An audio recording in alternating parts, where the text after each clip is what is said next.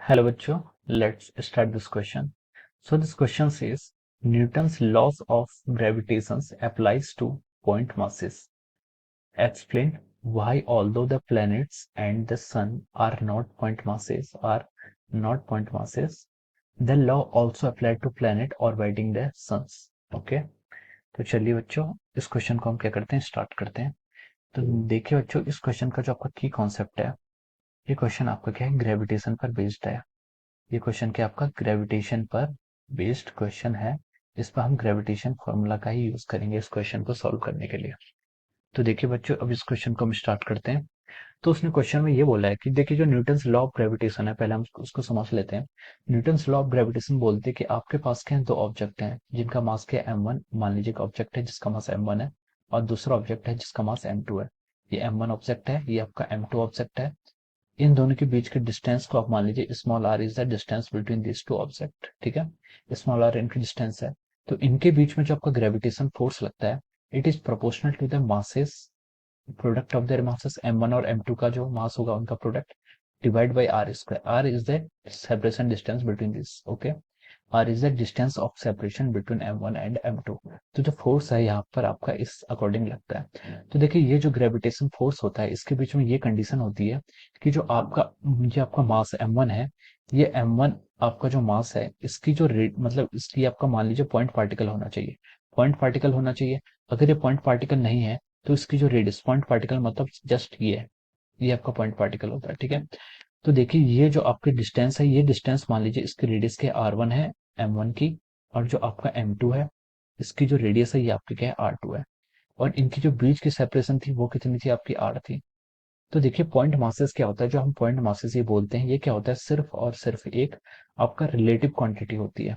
जैसे हम बोल सकते हैं कि जो रेडियस r1 है, जो इस बॉडी है मास m1 की, इसकी रेडियस r1 क्या है, ये बहुत ही क्या है स्मॉलर है। It is much and much smaller as compare to the r।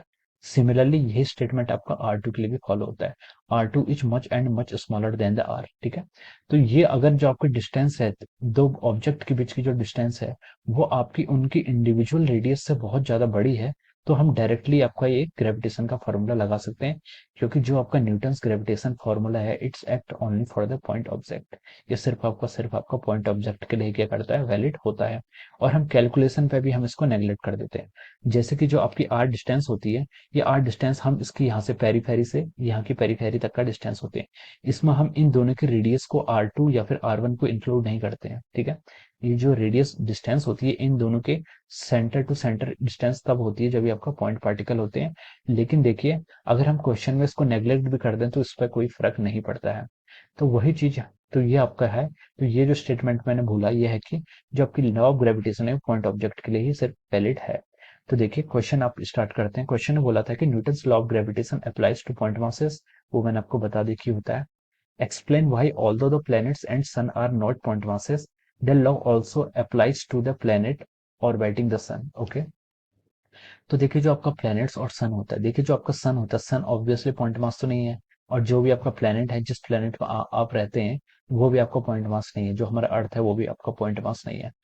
तो देखिए जो आपका सन है और जो आपका अर्थ है, तो यहाँ पर हम बोल सकते हैं कि जो इनकी रेडियस क्या होती है, काफी ज्यादा होती है। जैसे हमारी अर्थ है, अर्थ की जो रेडियस होती है, अर्थ की रेडियस हम देखें वो कितनी होती है आपके 6400 kilometres.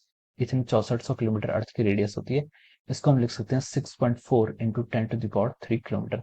So obviously it's not a point mass. और जो सन है, सन की रेडियस इससे भी ज्यादा होती है। सन क्या है, सबसे ब्राइट, सबसे आपका हैवी ऑब्जेक्ट है।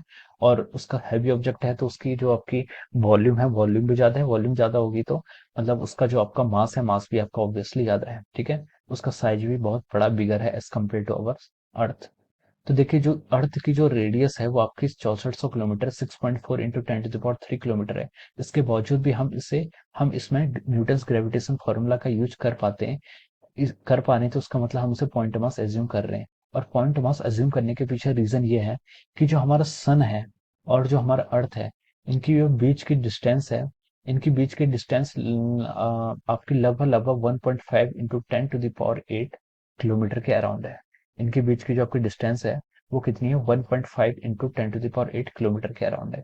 तो देखिए अगर हम यहाँ पर कंपेयर करें, तो जो आपकी रेडियस है, अर्थ की रेडियस है 6.4 इंटू 10⁻³ और यहाँ पर आपकी क्या है डिस्टेंस है, आपकी जो डिस्टेंस है ये आपके देखा जाए तो आपके जो रेडियस के कंपेयर में अराउंड 10⁵ टाइम्स ज्यादा है बिटवीन द रेडियस। ठीक है, अर्थ के रेडियस से जो डिस्टेंस है ये 10⁵ टाइम्स, 10⁵ टाइम्स का मतलब आपका काफी ज्यादा है। ठीक है, काफी ज्यादा है। तो हम कह सकते हैं कि ये डिस्टेंस की आपकी बिल्कुल हम इसको क्या कर सकते हैं, इस अगर इतनी कैलकुलेशन हो रही है तो हम इसको नेग्लेक्ट कर सकते हैं। अगर हम कैलकुलेशन में इसको यूज करेंगे तो ये ऐसा आएगा 1 प्लस 0.0000 एक और जीरो फिर वन, सॉरी फिर वन। ठीक है, इतना आएगा। तो हम इसको क्या कर सकते हैं, यहाँ पर नेग्लेक्ट कर सकते हैं। तो अगर इतनी बड़ी डिस्टेंस को हम नेग्लेक्ट कर सकते हैं तब हम इसको क्या पॉइंट मास की तरह कंसिडर कर सकते हैं।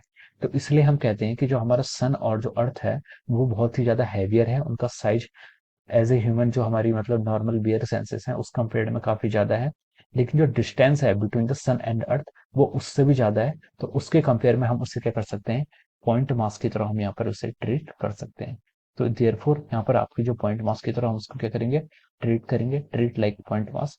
इसलिए हमारी जो आपकी लॉ ऑफ ग्रेविटेशन है, लॉ ऑफ ग्रेविटेशन इसलिए उस पर क्या है आपकी वैलिड है। So this is the reason behind the this is the reason why our Newton's law of gravitation is valid for the sun and earth. Okay, so I hope you all understood this concept. Thank you so much.